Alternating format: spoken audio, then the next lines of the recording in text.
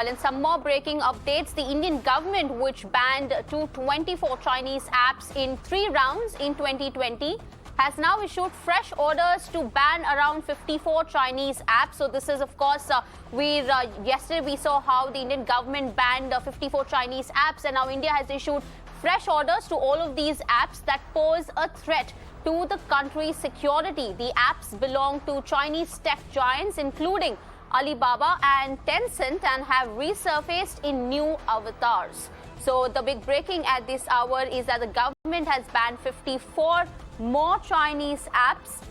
Earlier, we saw 224 apps were already banned since June 2020, and now the government has banned 54 more Chinese apps. For more details, I'm joined by Ayushman on the broadcast. Ayushman, so we've seen a lot of talk about around the fact that when it comes to data privacy and China, the data privacy is already a threat, whether it's about Olympics and Olympians going to China, or even for that matter, India using Chinese apps. We saw last year government had banned several apps, and now 54 more apps are banned. So what is the grounds on which these apps have been banned? What is the government saying?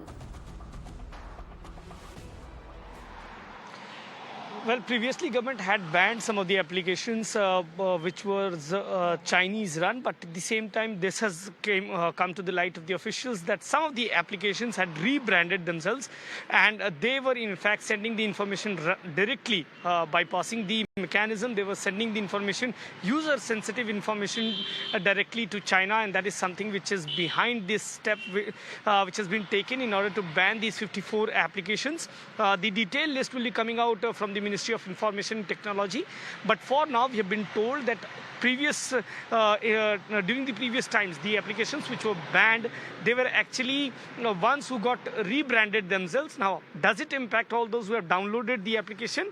For now, the officials are saying no, but at the same time, the most crucial aspect is that these applications were rebranding themselves and somewhere giving the crucial private information of users in China, and that is something which was the sole reason for their removal from the Indian space that we are currently seeing. In fact, all that list will come out later, but this is what has been indicated by the officials, who have confirmed that these applications were primarily rebranded and were being circulated, and that's why these applications, 54 of them, have been banned.